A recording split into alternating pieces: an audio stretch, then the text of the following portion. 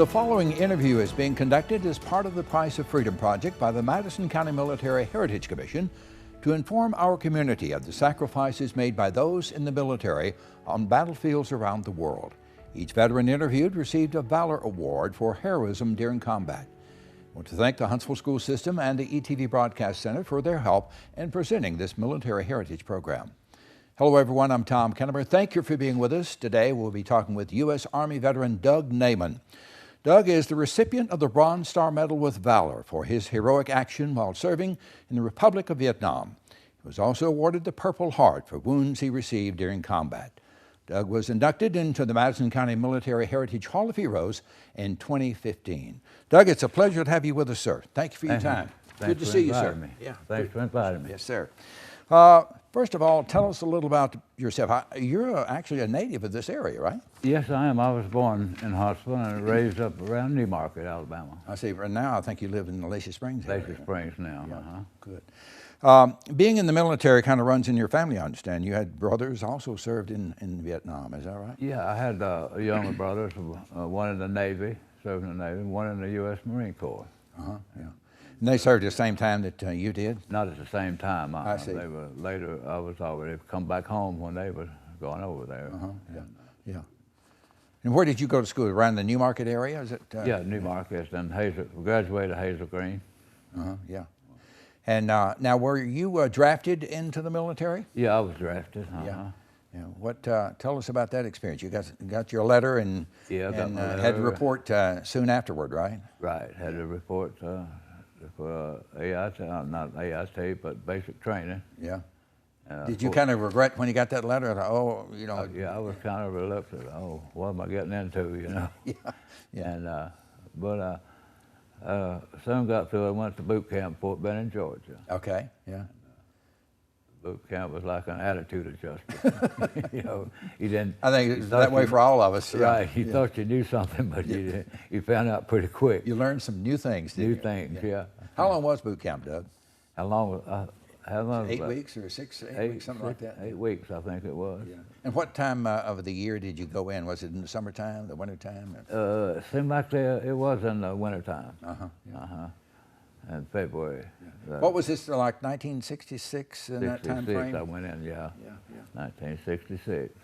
Okay, so where did you where did you go after boot camp? Did you go after boot camp? Well, I thought I wanted to go in the Signal Corps.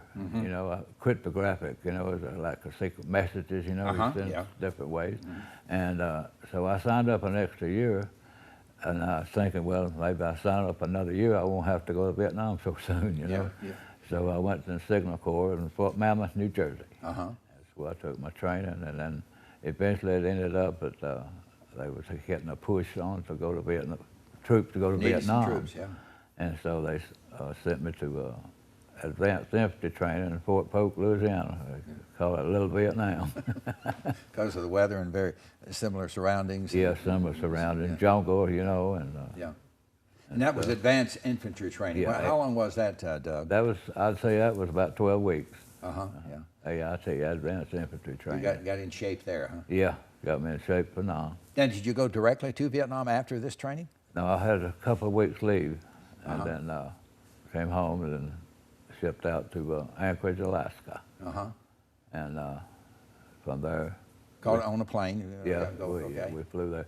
And then spent the night there, a couple nights, and flew on to Schofield Barracks, Hawaii. Probably a refueling stop or something, pick up some more troops, and everything, and flew out. And I think I was with the 35th Infantry Division when I landed in Vietnam. I see. And that was when, was that like in 1967? 67, in the early 67. Now, Doug, I want to mention this. One of your brothers, as you mentioned, served in the military. I believe it was the one that served in the Marines. Marine Corps. And tell us a story about, he was in the same area that you were before him, right? And right. You had left some markings, let's say. Yeah. Tell us about that story. When you come into a landing zone, there was a base camp, let's say. Well, you look for a place to spend the night, safe, a bunker or something. So we found this bunker that was kind of half-made, so we fortified it, you know, with everything we could think of, you know, timbers and sandbags, double sandbag, double timbered, you know. I mean, we had it, you know, it was secure. And so I said, well, I'm on a car. I took my bayonet and I just carved my name up on the rafter there, you know, the name was from and everything, what unit I was in, everything. Well, I got back home, and then Don, the one that served in the Marines, he saw these carvings up there, and he said he almost fainted, you know. He said, "Hey, that's my brother." He said, "My brother, Doug Nayman, of New Market, Alabama." Yeah. And so that's the way that. So he stayed in the bunker that I built for him. And I built a bunker for my brother. Outstanding. Now tell us, what area of Vietnam was this? The Pleiku, I think? Are you? In the Central Highlands of Vietnam. What kind of terrain was that? I mean, is that like all jungle or? It was mountainous. Okay. Mountain terrain and you know, mountain streams, and I can remember we were on a search and destroy mission. That's when we made contact, you know, and we made contact I'd say about 11 o'clock one morning. This is when the mission that you received your award. Yeah, we were on a search and destroy mission. I see. And this was, I think, in March of '67, I believe it was. March of '67. Yeah. And so we made contact, and it went on all afternoon, all night long. And they kept trying to burn us out. They set fire to the leaves, you know, trying to burn us out. And so I thank God for the Air Force. They flew over and kept the area lit up with flares, you know, so they couldn't overrun us, you know, so we could keep them pushed back. Was this the North Vietnamese and Viet Cong together, or just mostly North Vietnamese? Yeah, North Vietnamese and Viet Cong. I don't know what was the difference, you know, Viet Cong and North Vietnamese. Now, Doug, you were a grenadier. Of course, that's you work with grenades. Right. Tell us about exactly what your job and what all you had to do. Okay, a grenadier, you're issued it's called an M79 grenade launcher. All it is instead of, you know, pulling and throwing a grenade, you got a weapon that little grenade that propels it, you know. Well, it's like shooting a rifle, but it was just only about this long, you know. You unbridge it, put the grenade in, fire it, cap on, and you use it to, if you see a position you might want to shoot at, you know, you see some movement, you know, you want to blow that up, well, you boom, and that was your job during this mission in March. Along with other things. I was issued that, plus an M16, I had a 45, you know, I was loaded. I was loaded for bear, you might say. And this was an all-day and all-night mission, you say? All day. It lasted all afternoon, all night long until just about daybreak the next day. Doug, talk about, you know, you're awarded the Bronze Star Medal with Valor for your heroism during that mission. Talk about what happened and why you were awarded this medal. When I was wounded. Well, yeah, during the mission, you know. Yeah. Well, like I said, everything was happening so fast, you know, and you just had to react, you know, when something would happen. And so they would, you know, shove lofting grenades in on us, and then I got, after it was all over with, I didn't realize that my foot had started swelling up, and I had got grenade shrapnel, tore my shoe up, you know, and my shoe, I had to cut my shoe off. And you were helping protect a machine gun crew. Yeah, I was assigned a machine gun crew to help protect the machine gun crew. And there's a lot of stories we could go on and on and on. I could tell you about going down and the Viet Cong, you know, the signals, we would give a signal, the crew, other reinforcements were coming in down by this river, and we were going to meet them to show them our position, you know. Well, we'd give them a signal like a, well, the Viet Cong would do that over here, you know. Copy you. Yeah, it would copy us, you know. So it was pretty difficult, you know, to get them up there. Now, you're working with this machine gun crew, and I think, as we understand it, your grenade launcher had malfunctioned some way. It did. It malfunctioned. So and you had to take out a sniper or something. Yeah.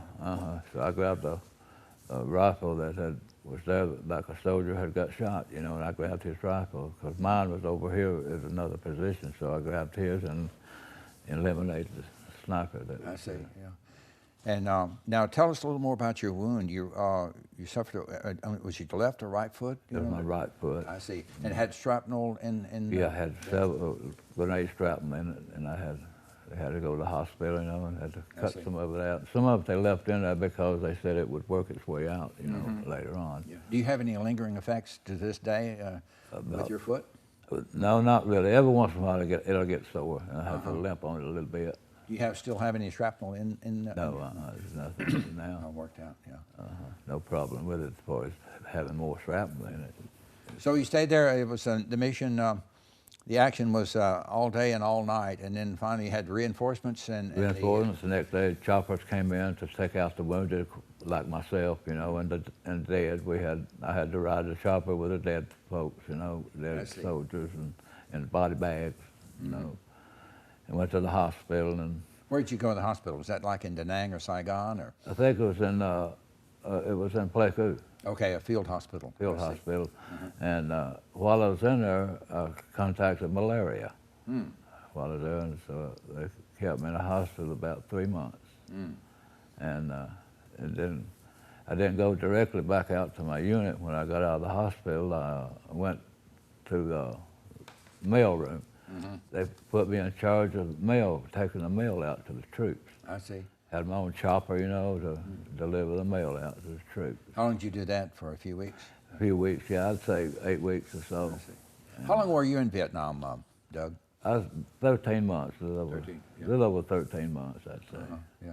So did you ever go back with your original outfit? Went back to the outfit, and then they were going to ship me on back out to the battlefield. And so this one friend, John King, he said, Specialist Nayman, he has been here all his time, and it's time for him to go home. So he went and had special orders, you know, and got me orders to go back home. I didn't have to go back out to the field. Really? Okay. And ever since, I wished I could have got in contact with him to thank him for doing that for me. But I lost contact with all the guys that I served with. Did you lose some good friends over there? I did. I did. That you had maybe gone through boot camp or training with? Yeah, and I lost them over there in Vietnam too, you know.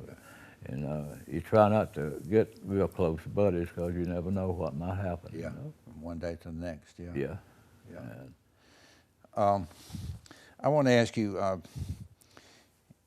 how long was it, what did you say? I think several months you were away from your outfit. You were in hospital like 2 or 3 months, is that? Yeah, about 3 months, Now, there's always a certain amount of stress when you serve in a war zone in combat. How did you deal with it when you're over there, and how do you deal with it, you know, after you come back home? Talk about the stress that combat brings. Every once in a while, you know, I suffer PTSD, you know, post-traumatic. You know, I wake up, you know, in a sweat, you know, but you just deal with it a day at a time and pray a lot, you know. Just take it a day at a time. That's how I done it. You know. And you still have those? I still have. I wake up, you know, wondering where am I at? You know, I mean, or where are they at? You know? And it has a lasting effect on you sometimes. Do you have flashes of the faces of your friends that maybe you lost, that sort of thing? Every once in a while, yeah. I think I wake up thinking, well, where's Specialist Evans that go? You know, this. You know, that's just a name, you know, that I use. I see. Doug, is it okay to be afraid or scared? Is that normal when you're in combat? How would you answer that? Yeah, it's okay to be afraid. Yeah. But just be smart, you know. Be afraid, but be smart, you know. And the training kicks in somewhere along. Yeah, the training, yeah, it does. What about when people hear about or read about what you did in combat, and they call you a hero? How does that make you feel, Doug? Well, I don't feel like a hero.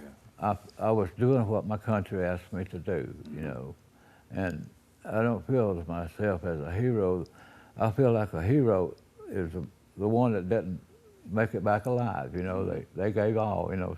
All gave some, but then some gave all. They were my heroes, the ones that gave all, you know, and that never made it back. I see. They were my heroes. How did you, now we talked about the stress during combat. How did your experiences in combat affect you? Did it change your life in any way after Vietnam, later in life? Yeah, somewhat. Yeah, it did. I would, say I lived in the country, and there's a lot of hunting people in the mountains hunting, and I would hear a gunshot, and automatically I would hit the ground, and I would think somebody was firing at me. It was just the remembrance of being in Vietnam. You still stay in contact with a lot of the guys you served with? No, I haven't. No, like when I came home from Vietnam, I just put all that in the back of my mind. I just forgot about it. Never talked to anyone about it or anything. And it's just until I was inducted in 2000, right before that, when I joined 1067. Well, it's when I started talking about it and remembering things. Because you were with guys that served in the same country, same war. Yeah, yeah, I see. Yeah. What about? I want to go back while you during your service in Vietnam. How was the food? I mean, a lot of the veterans always talk about what we had to eat and that sort of thing. But, I mean, it wasn't like some of the top meals in the country. It wasn't gourmet, you might say. It wasn't gourmet, right? It wasn't gourmet. It was those green sea ration cans, You got used to them, right? You had to get used to it, yeah. And when you're out in the field, and anything tastes good, when you're hungry. Yeah. How long would a mission? You mentioned your mission that lasted all day and all night, in March of '67. Yeah. But how long normally would a mission last? Is that like a couple of days, or how long would you be out in the field? You wouldn't know, you wouldn't know. It was just the situation we had. That was the firefight we was in, that lasted that long, And then the other firefights maybe I'd be in would just be a short one, or maybe a sniper, here and there, but we would always be out on a recon mission, They'd tell us to saddle up, and we wouldn't know really where we were going or what we were going to do. We just had to saddle up and go, How often was it you were able to change clothes and take a shower and that sort of thing? Oh, man. I had to go sometimes 3 weeks without a change of clothes. And we would have to, we had mountain streams that would take baths. We'd have guys would stand guard while one took a bath, a couple took a bath. And then you'd take a bath, wash out your clothes, and put them back on. Yeah. Wet. Yeah. You just have to walk them dry. Well, with that Vietnam heat, you'd be wet anyway, probably. Yeah, right. After a short walk, yeah. And what about any kind of relaxation? I mean, did you get a break occasionally? Could you? You didn't have cell phones and anything like that back then. What could you do for relaxation when you had a day or two off or something like that? Well, you write home, folks back home, and just to have camaraderie with your comrades, and relax and kind of catch up, with everything. I see. Did you, when you were back at base camp, I guess, did you sleep in a tent, or was it always you're always sleeping outdoors? Always, most of the time outdoors, in a foxhole, and we'd have to have two to a foxhole, and one would stand guard, and the other one would sleep for a while, 3 hours, and then they wake you up, and you stand guard, and just back and forth, And Doug, you often wonder, would you do it all over again? You ever thought about that? If my country asked me to go, I would go. I'd do it again. Now, not necessarily say I would want to go to Vietnam, and fight, but I would go and serve it the best that they would want me to do. I see. Yeah. Serve my country. It was an honor for me to serve. Yeah. Looking back, what is your favorite memory while serving in Vietnam or in the military as a whole? Looking back, I guess is waiting for my orders to come home, I guess, and honoring my service to my country. That was my mission. And then getting my orders to come home. That was one of my favorite memories, is getting my orders to come home. Yeah. What were your thoughts when you got on that plane and you're leaving Vietnam? I mean, I imagine you can't wait to leave. Couldn't wait. Relief. Exhale. You got out of the war zone, yeah. Yeah. And you wouldn't be shot at right. anymore, yeah. And you flew back. Where did you come back? Where were you stationed when you got back to the States? We got back to Fort Lewis, Washington. Uh-huh. That's where we flew back into. And we was there for a week or so. Then we flew home. I see. Flew back to Huntsville. And did you get out of service then, or did you have to go to another base? No, I had to go to another base to I was stationed in Fort Carson, Colorado. Okay. I finished out my months of service. Got out in '69. Yeah. What did you do at Fort Carson? What kind of work? I was a cook. I see. I had my MOS changed from 11B10 infantry to cook. You did a little bit of everything, didn't you? Yeah, I worked in the mess hall. From grenades to the mess hall. Yeah, from grenades to cooking. Well, did you think or consider yourself a pretty good chef or cook? Well, everybody liked my food. They ate Good. it. Everybody ate the food. So Outstanding. I guess I was doing something right. Yeah. Doug, there were protests during the Vietnam War, and when you came home, in '69, that time frame, what did you think about that? And were you affected in any way by the protest when you got back I was put off, and disappointed the way we were treated. We were called by every name in the book. We were baby killers, and killing old women, and we didn't do that, Yeah. But that's what someone had heard, and that was the. Did you encounter any of that when you arrived back in the States? Well, While you're in Washington, for instance?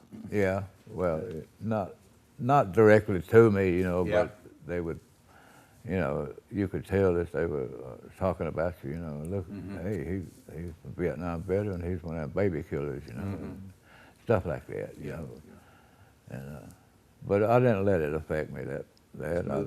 Moved on. That was that time period, wasn't it? Yeah, and like I said, I put all that in the back of my memory, and forgot about it. You served during a war, and I'm sure you've seen a few war movies, on TV or in the theaters. What do you think about? Are they pretty accurate in your estimation? I'd say some of them are. Of course, they work from a script. A lot of war movies, but I'd say like that firefight I was telling you about.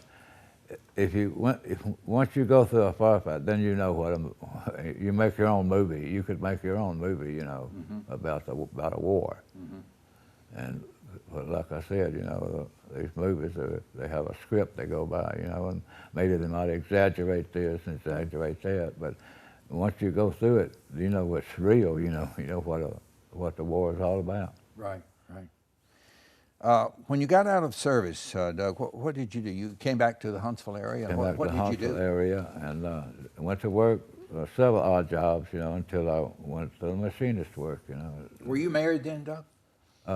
Yes, I was. No, I wasn't married when I was in Vietnam, but I got remarried when I got back. So what did you do after you had some odd jobs and that sort of thing, and did several jobs after you came back? Yeah. And then I went to work in the machine industry, working. Worked for Parker Hannifin, I think you said. Yeah, down in South Parkway. Yeah. And making hydraulic fittings. You enjoy that kind of work? I did. Yeah, it was challenging, making little parts. And how long did you work with Parker Hannifin? 23 years. I see. Retired from there. I see, yeah. So what are you doing now? Do you, tell us a little about your involvement with the 1067, the Veterans. Yeah, I'm a lifetime member of Chapter 1067. I think we're maybe the largest in Alabama. I don't remember how many members we have, but we have a lot. And it's a good camaraderie. How you say it? Camaraderie, right? Yeah. Well, they're involved in community activities and affairs and help with especially and we veterans. Have community affairs, affairs and that sort of thing. Yeah. Yeah, and have. You go to most all the meetings and functions that they. Most all the meetings I do. Yeah, we have Charlie Miller is our president. And he's a good president, and so we have a good time. Yeah. Now, tell us about your family. I know you told me one time you have a bunch.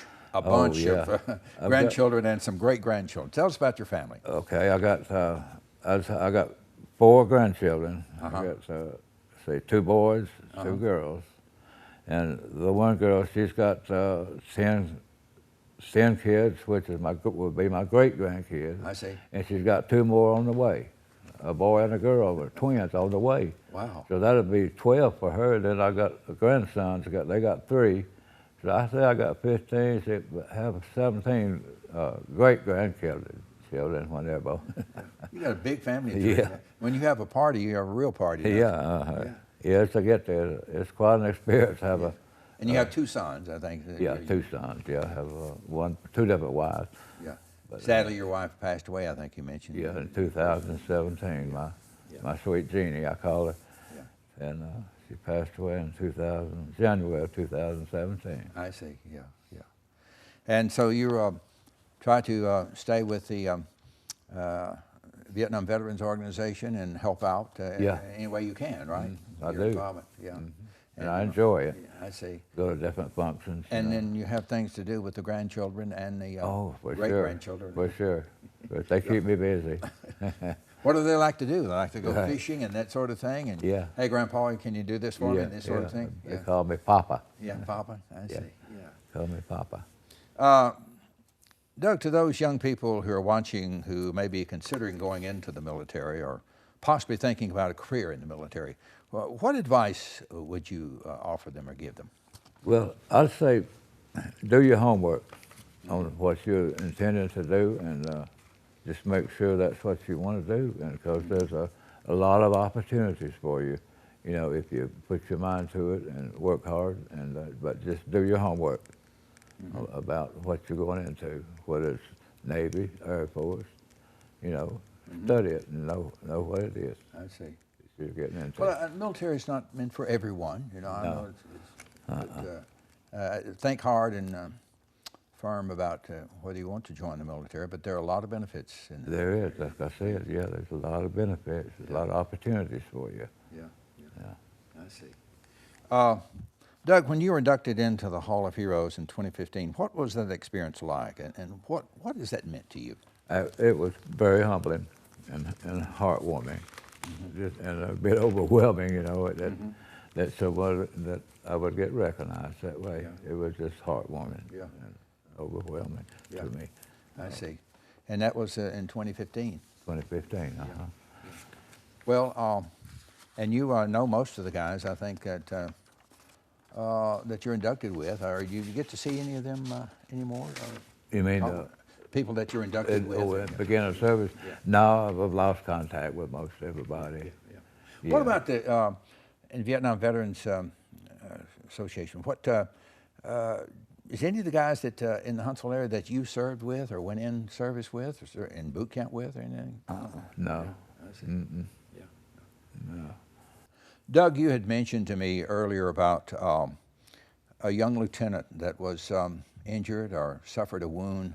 Tell me about what you did and to help save this soldier's life. Well, he had got shot in the chest, and every time he would like cough or breathe real heavy or try to talk, blood would just shoot out, just shoot out. And so I had my thumb, and I kept my thumb over that bullet hole to stop the blood from oozing out, And that one, I guess it was about 5 minutes or so, 10 minutes, until the medic had got wounded, until he could come up and relieve me, this lieutenant. But I don't know, after I left and the medic took over, and I don't know if he made it or not, because I went on doing other things, and trying to eliminate some more, that was trying to attack. See, what did he kept talking to you, the lieutenant telling you? Yeah, he was asking me, please don't let me die. Please don't let me die. I said, well, sir, I'm going to do all I can. I said, we're going to get through this together. You just relax, and we'll get through this together. Now, you just had one medic in your There was just group. one medic in my squad, I see. And he had got wounded, but then he kind of recovered enough to crawl up to take care of this lieutenant. And I can remember another instance where I mentioned they were trying to burn us out, And the first thing you do when you make contact, you drop your pack, and you form a perimeter to protect yourself. Well, I noticed this backpack was there, and we had mortar rounds too. That we had a mortar that we used, and there was a mortar on the rocket on the back of this pack. A soldier was humping. You know, we called it humping. You know. Bringing, carrying. And the fire was getting closer and closer. Well, I had to crawl out under fire out there and retrieve that pack before the fire got, before they had set fire, so it wouldn't blow some of us up. You know, I had to pull that pack back into our perimeter, you know, and that was quite an experience there because there was bullets flying everywhere, you know. And you were wounded yourself at that time with your foot injury? Yeah, but I didn't know I had it. I knew I had something in my foot was stinging, you know, but I didn't have. Was it bleeding? Your foot bleeding? Your blood coming out of your boot? My boot was shattered. You know, I mean, they had to cut it off. You know, my foot swelled up, and well, they had threw a grenade in, and they had caught my foot. Grenade shrapnel in my foot. That's all part of being part of a platoon. Is that you have to do that sort of thing. You have to move around a lot if you can. You know, you're shooting and helping save or try to save a fellow soldier's life. Yeah, and you didn't know what was going to happen next. You just had to react. You know, and you just take it as it came. You know, you couldn't really prepare for it. You know, you just had to take it as it came. You know, and do what you was trained to do. Your training kicks in. You know. Now, you had mentioned that your grenade launcher had malfunctioned. Somebody did not have another grenade launcher in the area, or? No, there wasn't another one. I was the only one that had one nearby, you know. Maybe there was another one down, another squad had one, but in my position where I was at, that was the only one we had. Now, when you took out the sniper, Doug, you used a grenade. You just tossed the grenade, right? Yeah. I see. Yeah. I see. Now, was it more than one sniper, or? Yeah, there was more than one sniper, but you hardly ever saw them. You know, they were so quick, you know, to hide and snipe and move around. You know. I see. Yeah. And, but like I said, they were trying to burn us out. You know, set fire to the leaves. You know. Now, tell us about the Air Force. Air Force they lit the area. Explain that a little. When it got dark, you know, and that was the advantage for them, you know, to sneak in on us. Well, the radio man had called the Air Force, you know, got in contact, and so they flew over and dropped flares, kept the area lit up real bright, you know, so we could see them as they were coming in, you know, and we could take them out if we had to. I see. If we could, you know, and that way they couldn't sneak in on us, you know, and burn us out. Yeah. After, you know, I know you went to the hospital for a while, but did you ever go back to that particular area? Did you have another mission? Never did. No, they had started to send me out, you know. And well, first when I got out of the hospital, like I told you, I had contacted malaria, so it took a while to get over that. And I got out, and they didn't want to send me out to the field right away, so they gave me a job in the mailroom. You know, in the base camp, sorting the mail and then calling the chopper to take the mail out to the troops where they were at. You know, were you ever shot at during this period? You know, every once in a while, yeah. Get a bullet hole in the helicopter. Yeah. No, mail call was very important too. Yeah, right. Yeah, that was something that they looked forward to. The soldiers looked forward to the mail. You know, they when they saw this chopper coming, circling, because when a chopper would come in, they wouldn't come in and land just right away. They had to circle a couple of times before they would land, you know. And so when I'd look down and see them, mail's coming. Here comes Doug, the mailman. Here comes the mailman. Yeah. Doug, thank you for participating in our oral history interview series and allowing us to preserve your military experience. Thank you, sir, for your service to our country. Thank you for inviting me. Thank you very much. Appreciate that. Now, if you'd like more information regarding this interview or any interview in our Military Heritage Series, please visit the Madison County Military Heritage Commission website at mcmhc.us. I'm Tom Kennemer. Thank you for being with us.